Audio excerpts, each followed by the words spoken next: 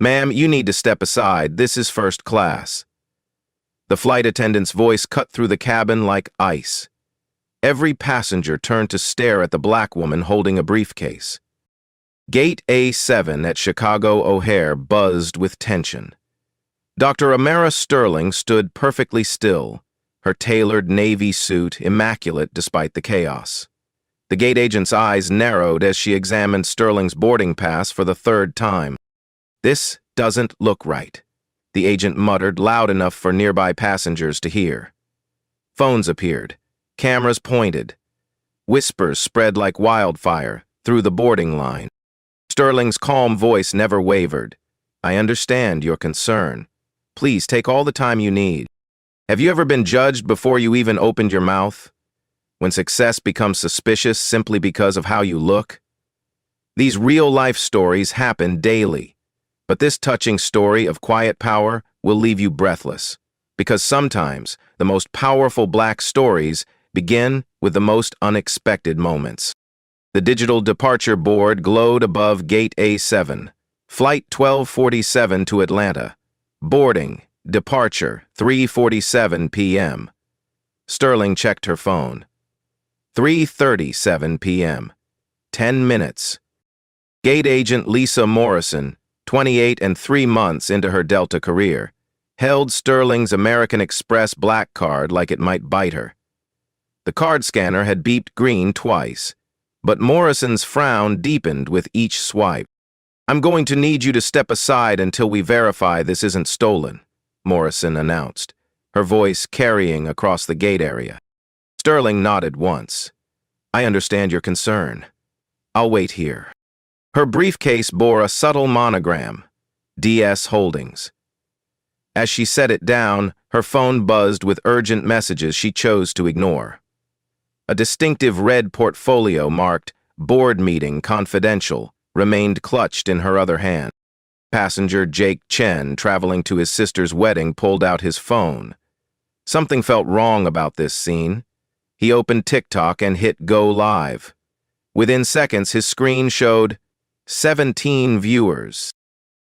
"Guys, I'm at O'Hare and something crazy is happening," Chen whispered to his phone.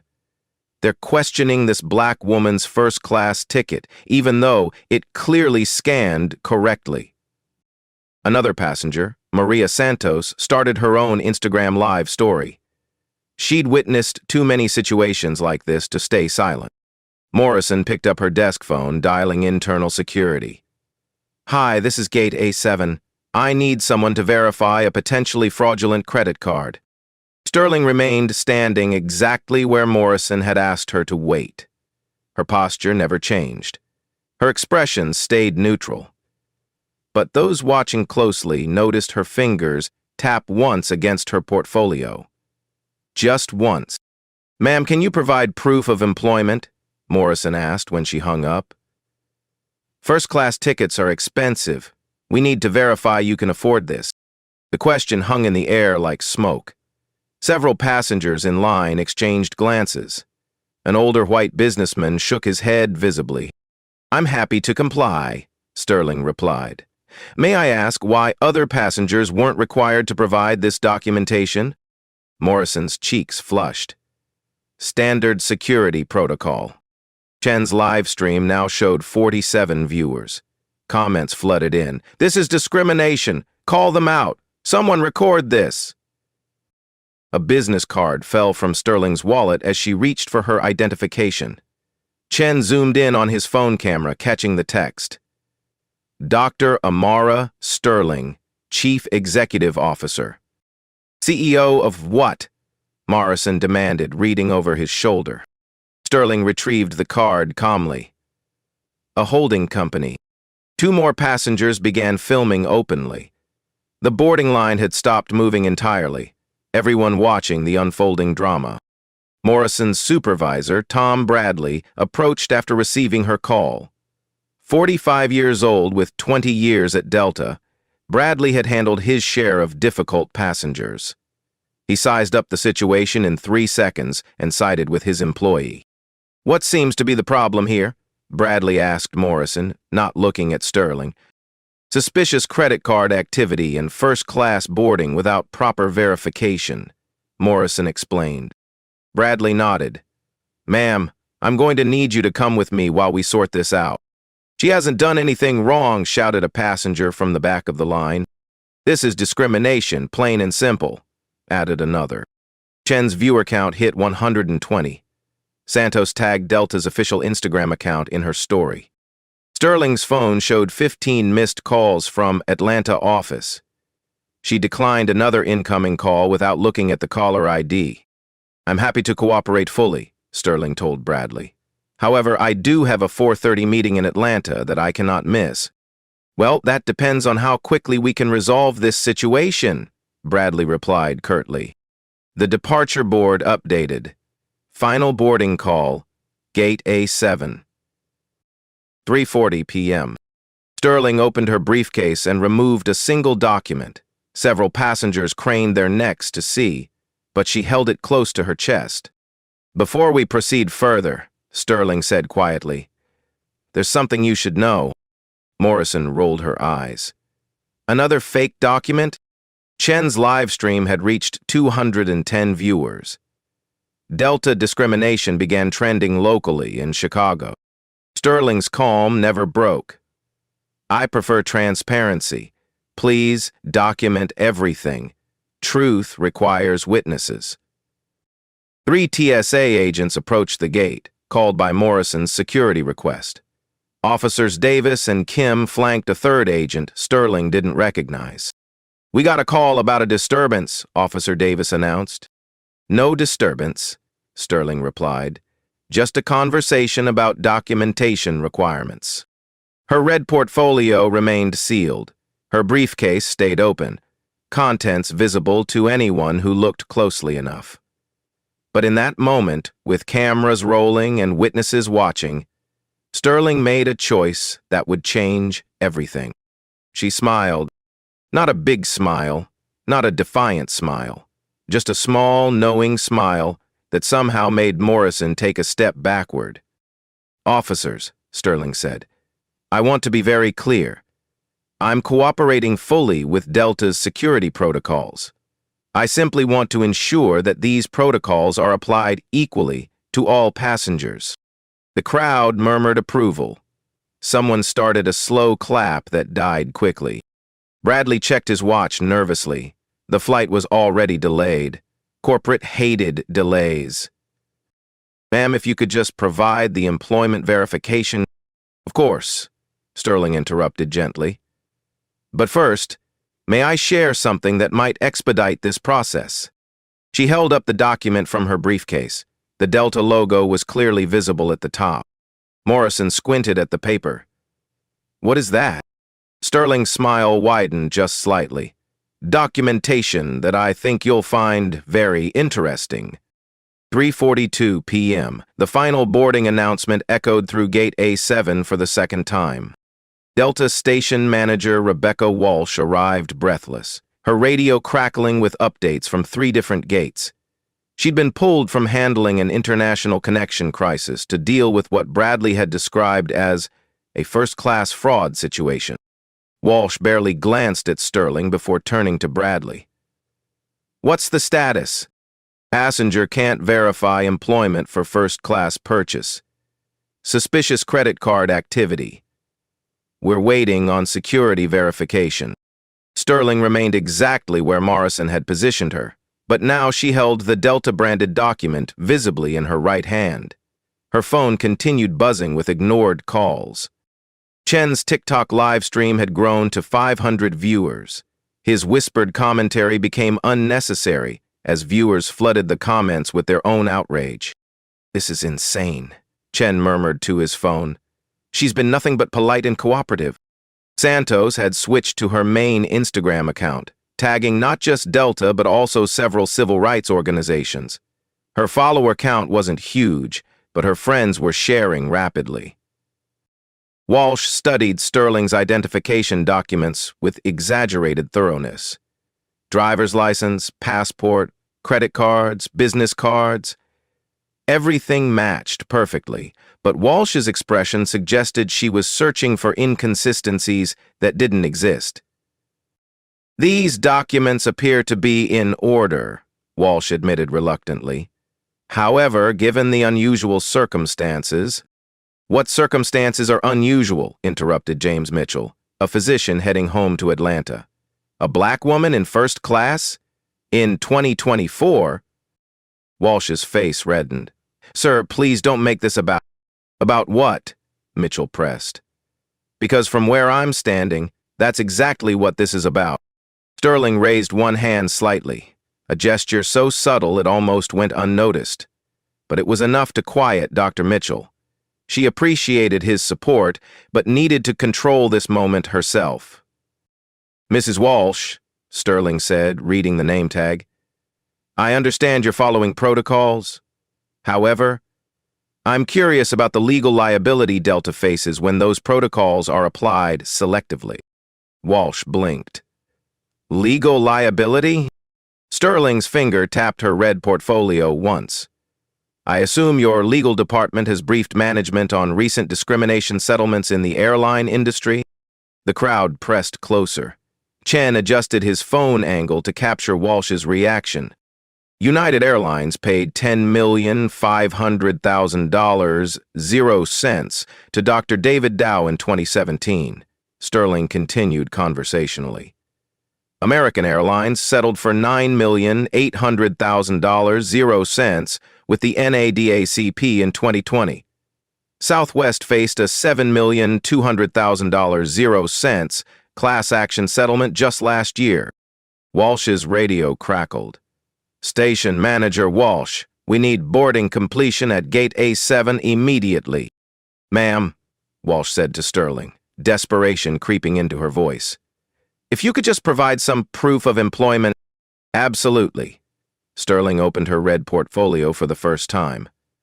"But I'm curious, did you require employment verification from the white passenger who boarded with an identical first-class ticket 2 minutes ago?" Silence. Chen's viewer count hit 800. Someone in the comments had started researching Sterling's name online. But Sterling wasn't done. She pulled out her phone and opened her email app, scrolling to a message dated that morning. "Ms. Walsh, are you familiar with Delta's quarterly business partners meeting scheduled for today at 4:30 p.m. in Atlanta?" Walsh nodded slowly. "Yes, our senior management team attends those meetings." "Perfect, because I'd hate to be late."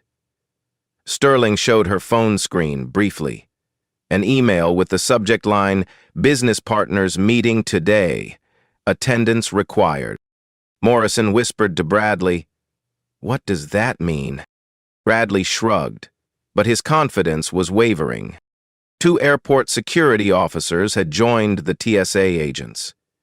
The gate area now resembled a crime scene more than a boarding location. Sterling addressed the crowd for the first time. "I want to thank everyone who is documenting this interaction. Transparency matters. Truth requires witnesses." She turned back to Walsh. "Now, about that employment verification you requested."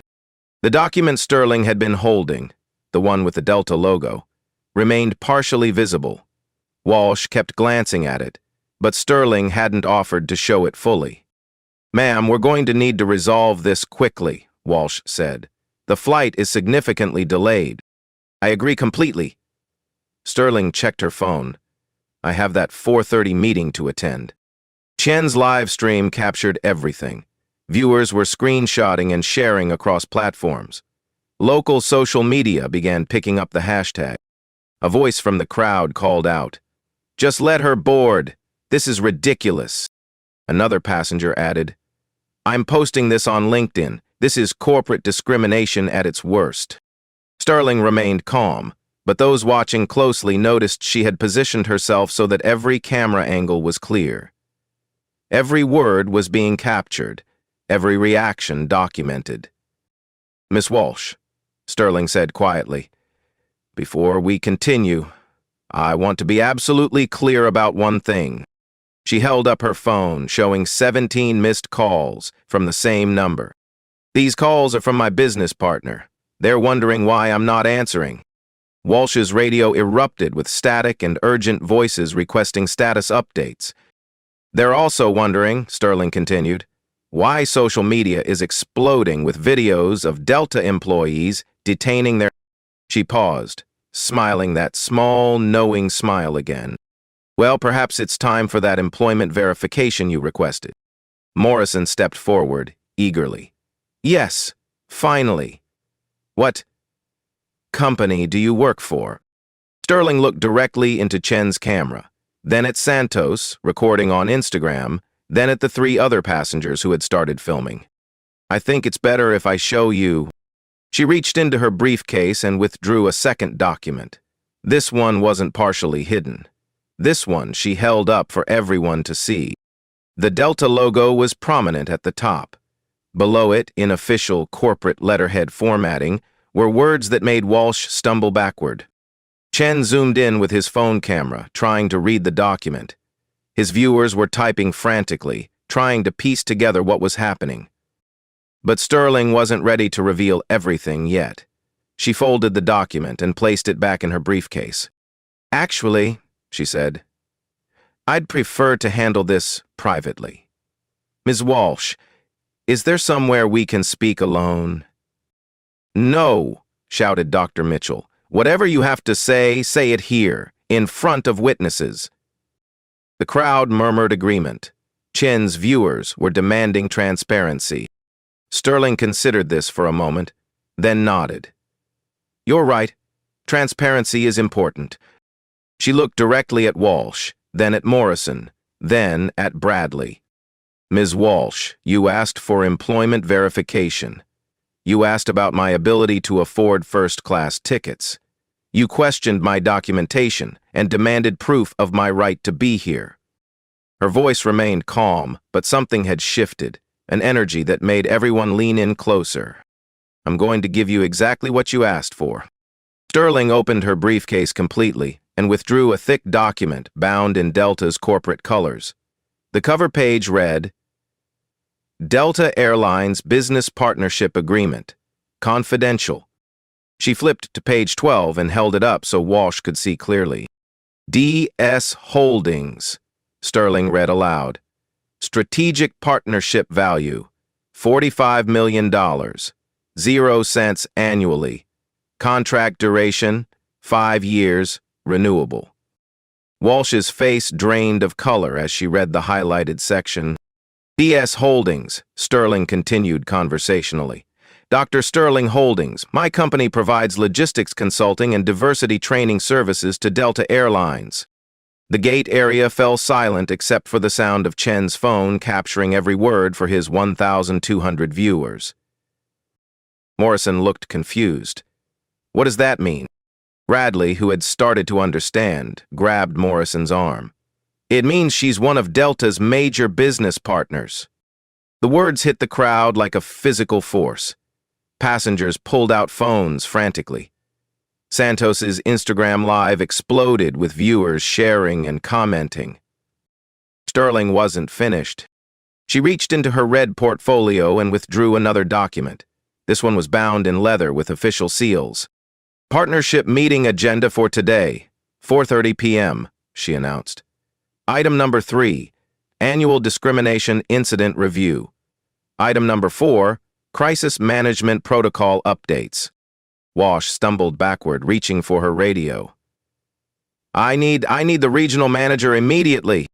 That won't be necessary, Sterling said gently. But I do appreciate your concern for proper protocol. She checked her phone again. 18 missed calls now. My team is probably wondering why I'm not responding. Chen's live stream had reached 1,500 viewers. Comments flooded in faster than anyone could read them. Someone had already posted screenshots to Twitter, where Delta partner boarding was beginning to trend locally. Dr. Mitchell laughed out loud. Unbelievable. Sterling addressed the crowd directly. I want to thank everyone for documenting this interaction. These moments matter. They show us who we are when we think no one important is watching. Morrison had gone pale. I didn't know. Of course you didn't, Sterling replied without malice. That's exactly the point. Walsh's radio crackled to life. Station manager Walsh, we're getting calls from corporate about social media posts. What's the situation at Gate A7? Sterling smiled. A real smile this time, not the knowing expression she'd worn earlier. You can tell corporate that Dr. Sterling is handling the situation personally. The TSA officers looked at each other uncertainly. Officer Davis stepped forward. Ma'am, are we still needed here? That depends, Sterling said, looking at Walsh. Are we still concerned about my employment verification? Walsh was fumbling with her radio, trying to contact her superiors while processing what had just happened. Dr. Sterling, please, I had no idea you were a business partner. Stop. Sterling's voice remained calm but carried new authority. This isn't about me. It's about the pattern. She opened her red portfolio fully for the first time. Inside were dozens of printed documents, charts, and photographs. Annual discrimination complaints filed against Delta, up 89% year over year, she read from the top sheet. Customer satisfaction scores among minority travelers, down 23%. She flipped to another page. Revenue impact. We've lost approximately $8 million, 0 cents, in diversity FEMACT corporate contracts in the past 18 months. Walsh's radio erupted with static and urgent voices requesting updates. Sterling continued reading. Legal exposure. 6 pending discrimination lawsuits currently in litigation. Average settlement cost $1,200,000, 0 cents per case. She looked up at the cameras still recording. This isn't about Dr. Amara Sterling being inconvenienced. This is about a pattern of behavior that's costing Delta money, reputation, and partnerships. A regional supervisor finally arrived, 30 minutes after the incident began. Marcus Thompson appeared, jogging through the gate area. Someone had finally connected the dots and called middle management. Dr. Sterling, Thompson called out, breathless. I am so sorry. This is completely unacceptable. Sterling nodded at Thompson. Marcus, I was hoping to discuss this privately in Atlanta, but circumstances have evolved. Thompson looked around at the cameras, the crowd, the social media documentation happening in real time. His face showed the exact moment he realized how bad this could get. How can we fix this immediately? Thompson asked. Sterling gestured toward the live streams and recordings. Fix what, Marcus? The discrimination? Or the documentation of the discrimination? Chen's viewer count had hit 2,000. Someone in the comments had posted Sterling's LinkedIn profile, showing her consulting work with major corporations. Both, Thompson said quickly. All of it. Whatever you need. Sterling closed her portfolio but kept it in her hands. What I need is for Delta to become the airline that prevents these situations instead of explaining them afterward. She turned toward Chen's camera. Everyone who's watching this, thank you. Thank you for being witnesses. Thank you for demanding better. Then she addressed Thompson directly but loudly enough for everyone to hear. I'm proposing immediate bias interruption training for customer service employees at major hubs, starting within 90 days.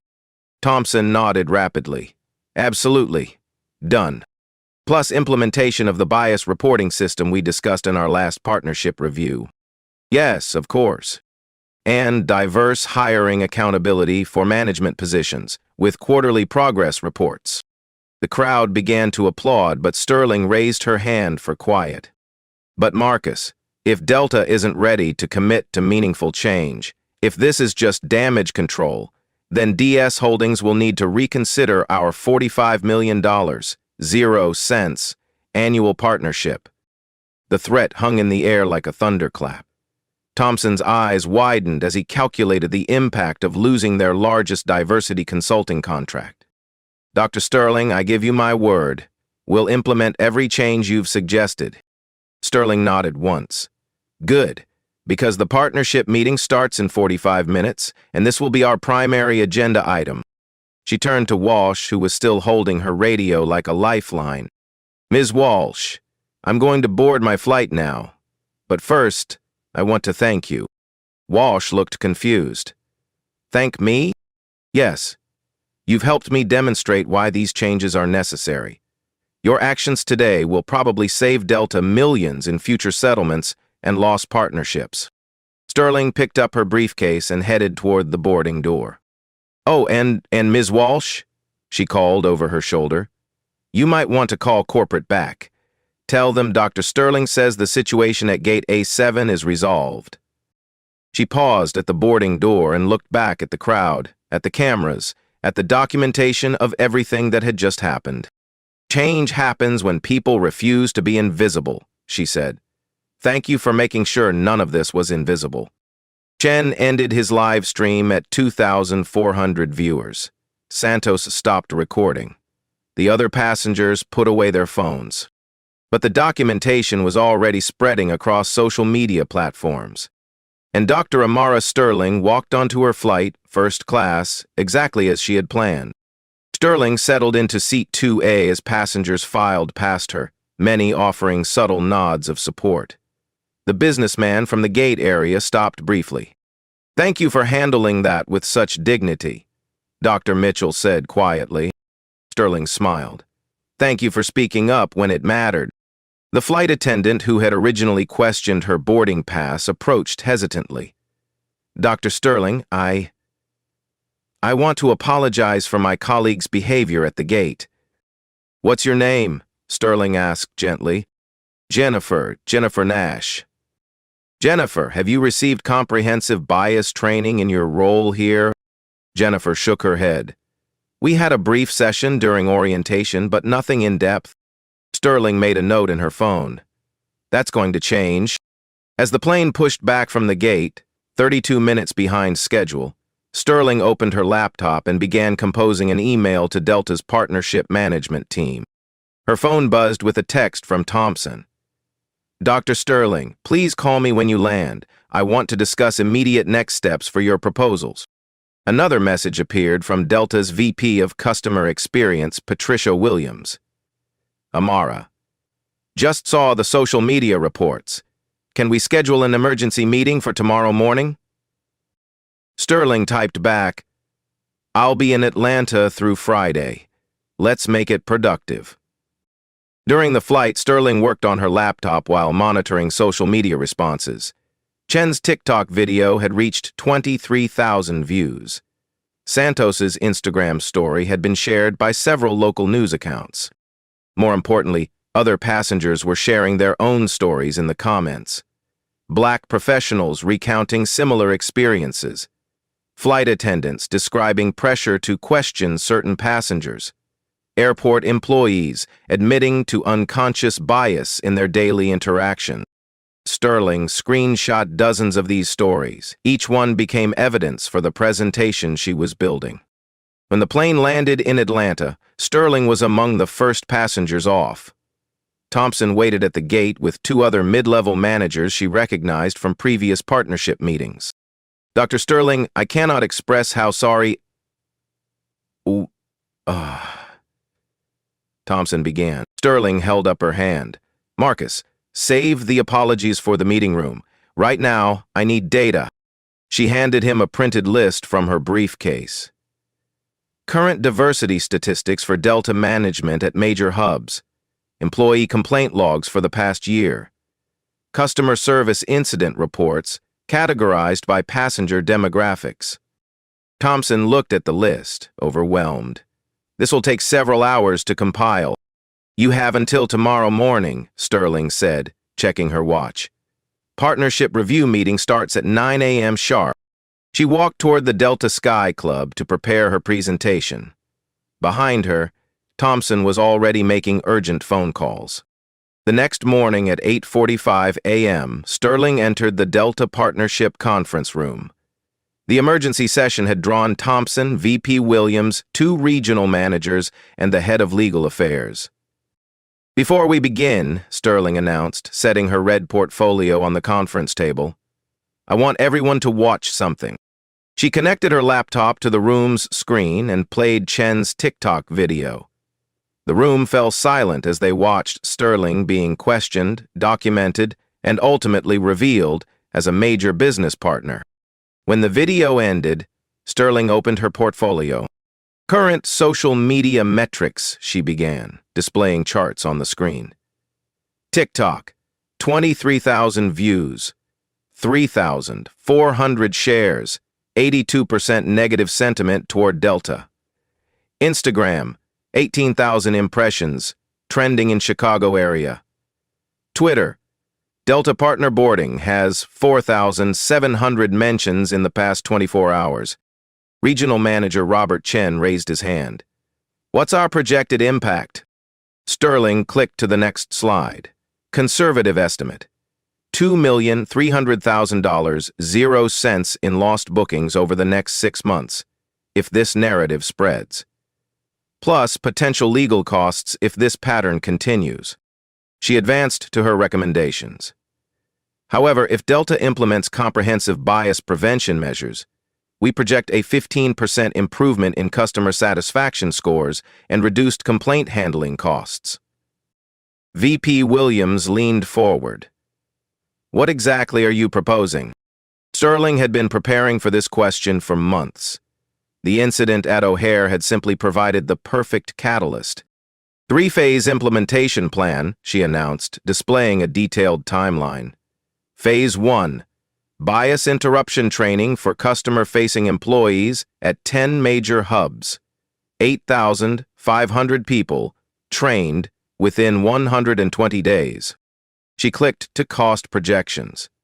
$650,000, 0 cents investment, with measurable ROI within 9 months through reduced complaint handling and improved customer retention. Phase 2. Pilot program for passenger feedback app at 5 airports. Real-time bias incident reporting with management response protocols. Regional Manager Sarah Martinez asked, Implementation timeline? Sterling smiled. 6-month development and testing phase, followed by gradual rollout based on pilot results. She advanced to the final slide. Phase 3. Diversity accountability measures for management hiring at major hubs with quarterly progress reviews. The room buzzed with whispered conversations. Sterling waited for quiet, then delivered her bottom line. BS Holdings has partnered with Delta for 3 years. We've provided consulting services during challenging periods, but yesterday's incident represents a pattern that threatens our partnership. She stood and walked to the window overlooking the Atlanta skyline. Social media doesn't forget. Viral videos create lasting impressions. Yesterday, 23,000 people watched Delta employees discriminate against a passenger who turned out to be a major business partner. She turned back to face the group. Tomorrow, those same 23,000 people will watch Delta either announce meaningful change or offer standard apologies. VP Williams asked, And if we implement your proposals? Delta becomes a leader in bias prevention. Other airlines follow our example. We attract diversity-conscious travelers and corporate accounts.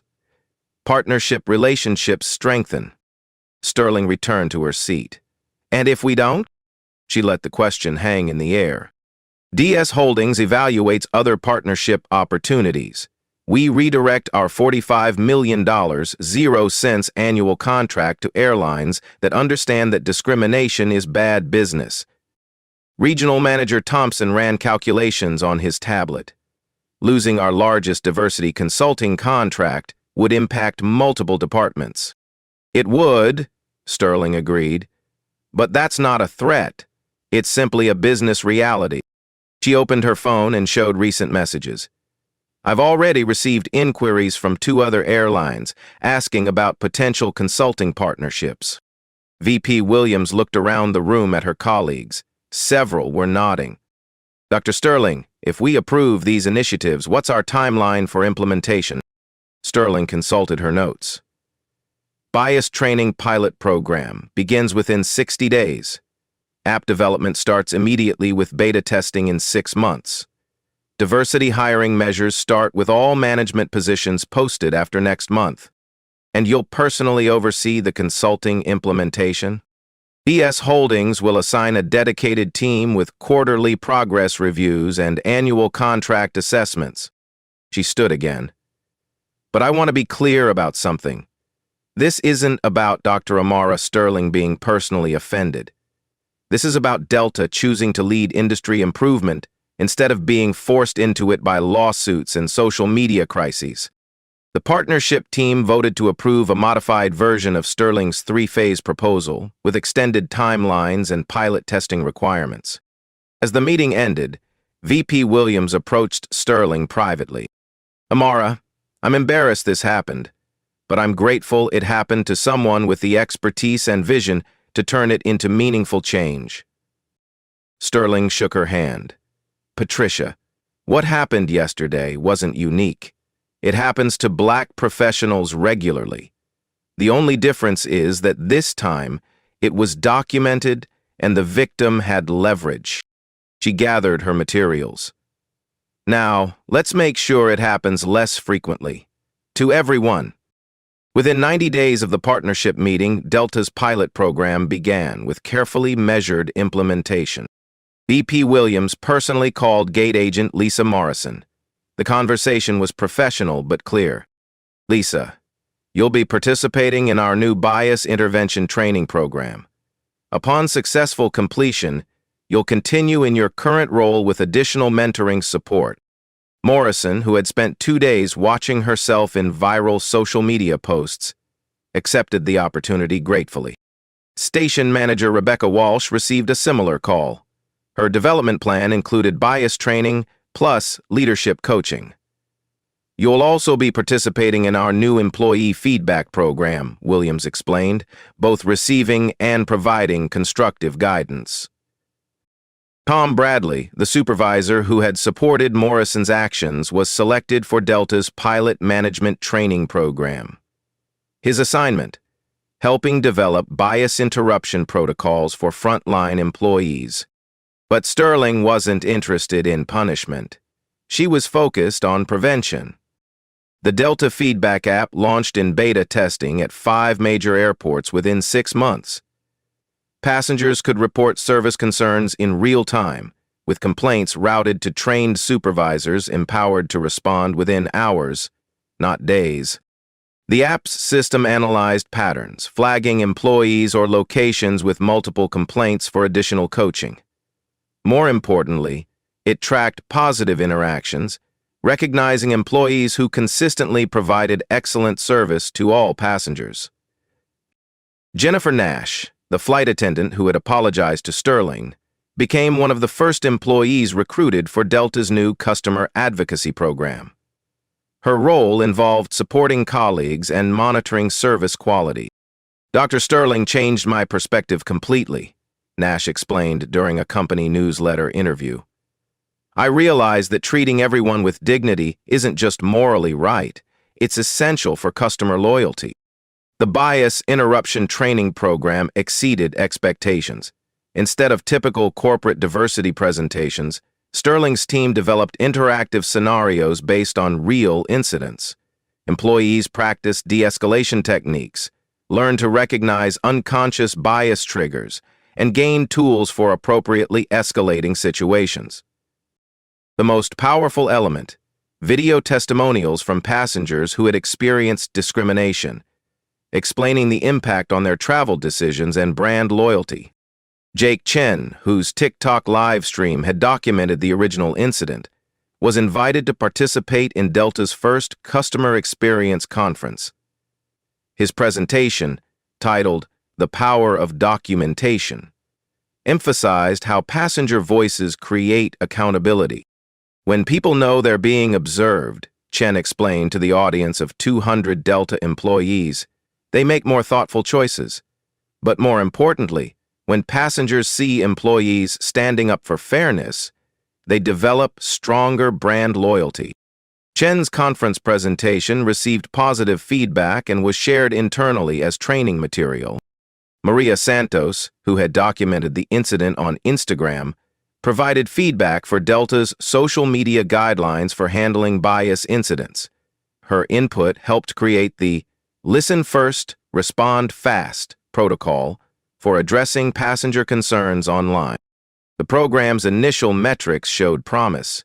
Within 6 months, customer complaints related to discriminatory treatment decreased by 34% at pilot locations.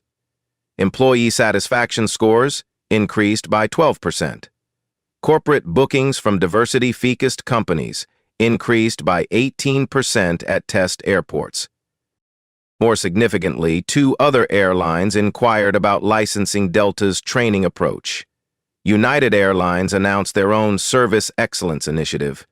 American Airlines launched Dignity First customer service training. Sterling had influenced an industry trend, but the individual transformations were equally meaningful. Lisa Morrison completed her bias training and returned to work with renewed focus. She volunteered to mentor new employees, sharing her experience as a learning opportunity about the importance of treating every passenger with respect. I learned that making assumptions about people based on their appearance isn't just wrong, it's counterproductive. Morrison explained during a training video. Every passenger deserves professional service, regardless of my initial impressions. Morrison's honesty about her mistakes made her an effective peer educator. New employees related to her experience while understanding the importance of bias awareness.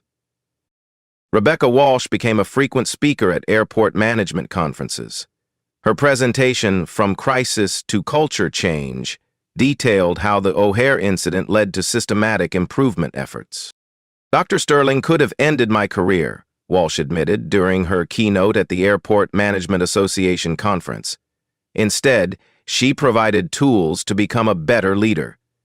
That's the difference between punishment and progress.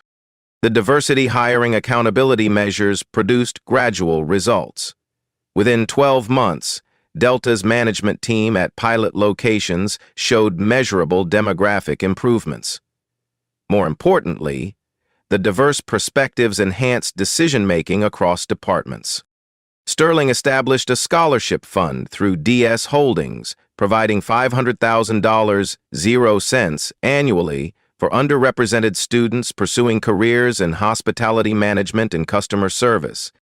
The fund's first scholarship recipient was Marcus Thompson, Jr., a college sophomore from Chicago studying business management. His essay, titled Turning Discrimination into Opportunity, described watching Sterling's viral video and deciding to pursue a career in hospitality leadership. I want to be the person who prevents these situations, Marcus Jr. wrote. Dr. Sterling showed me that real change comes from improving systems, not just individual interactions. Northwestern University's Business School added Sterling's case study to their organizational behavior curriculum. Students analyzed her approach to transforming corporate culture through strategic partnership leverage and documented accountability. The case study's title, Partnership Power: How One Consultant Grounded Discrimination Through Strategic Influence. Sterling's methodology became a model for other consultants. Hotels began implementing bias reporting systems. Retail chains developed inclusion training programs. Even restaurants started using Sterling's documentation for accountability approach. The long-term impact exceeded initial projections. 18 months after the O'Hare incident, customer satisfaction scores at pilot airports had improved significantly. Discrimination complaints across test locations had decreased by 45%. More importantly, a generation of service industry employees had learned that treating customers with dignity wasn't just morally correct, it was strategically essential for business success. Sterling's systematic approach had succeeded because it focused on processes rather than individuals, prevention rather than punishment, and documentation rather than confrontation. The incident that began with discrimination had evolved into sustainable improvement. 2 years after the O'Hare incident, Dr. Amara Sterling received an invitation to speak at the National Customer Service Excellence Summit. The theme, Documentation and Dignity, How Evidence Creates Lasting Change. Standing before an audience of industry professionals, business leaders, and hospitality students, Sterling reflected on the journey that began with a simple boarding pass question. "Real power isn't about raising your voice," she began. "It's about raising standards systematically." The summit organizers had prepared a video montage showing the ripple effects of her approach. Airlines had adopted bias prevention programs. Other service industries had implemented dignity-focused training. Business schools taught case studies based on her methodology. But Sterling was most proud of the individual transformations. Lisa Morrison had been promoted to training coordinator, helping lead Delta's bias prevention program. Rebecca Walsh now served as customer experience manager at Atlanta Hub. Tom Bradley had become a regional training supervisor. Every person involved in that original incident became an agent of positive change, Sterling explained to the summit audience. That's what happens when you focus on growth instead of punishment. Jake Chen had leveraged his viral documentation into a part-time role as a social media consultant for passenger advocacy organizations. His nonprofit project, Document for Change, trained citizens to record discrimination incidents effectively and safely. Maria Santos had become a freelance social media consultant, specializing in crisis communication for hospitality companies. Her client base included regional airlines and hotel chains seeking to prevent viral discrimination incidents. The Delta Feedback app had been expanded to all major Delta hubs after successful pilot testing. Over 200,000 customer interactions had been logged through the platform, with 76% of concerns resolved to passenger satisfaction within 24 hours. Sterling's DS Holdings had expanded its consulting practice, working with airlines, hotels, and retail chains committed to measurable inclusion improvements. The company's success rate, measured by reduced discrimination complaints and improved customer satisfaction, exceeded industry standards by 28%.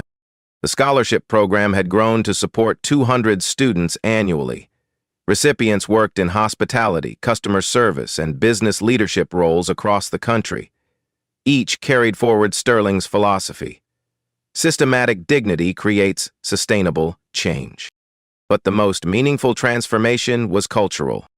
A generation of service industry workers now understood that discrimination wasn't just morally wrong, it was professionally destructive.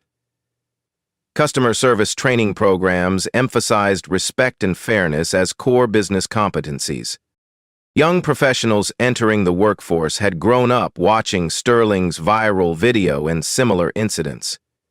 They understood that everyone deserves professional treatment, regardless of assumptions about their background or circumstances. Sterling's approach had become a framework. Document truth, demand accountability, focus on systems rather than individuals, and always choose sustainable improvement over temporary revenge. The Harvard Business Review featured Sterling in their annual Consulting Impact Spotlight. The headline, "The Consultant Who Grounded Discrimination: How Strategic Partnerships Transform Industries." But Sterling preferred a different measure of success. 1 month before the Customer Service Summit, she had flown Delta from Chicago to Atlanta, Gate A7, same route, same first-class seat. The gate agent, a young woman named Destiny Williams, processed Sterling's boarding pass with professional efficiency and genuine warmth. "Welcome aboard, Dr. Sterling. Thank you for choosing Delta today." No questions about employment verification. No suspicious glances at credit cards. No assumptions about belonging. Just excellence in customer service, applied consistently to every passenger. That moment, ordinary, respectful, professional, represented everything Sterling had worked to achieve. As she concluded her summit speech, Sterling addressed the camera recording for later broadcast. "These stories matter because they show how quiet persistence creates lasting change. Real-life experiences like this prove that true influence comes from improving systems, not just individual situations. She paused, looking directly into the camera. And have you witnessed discrimination in travel, at work, or in daily life? Share your story responsibly and constructively. Document truth respectfully but persistently.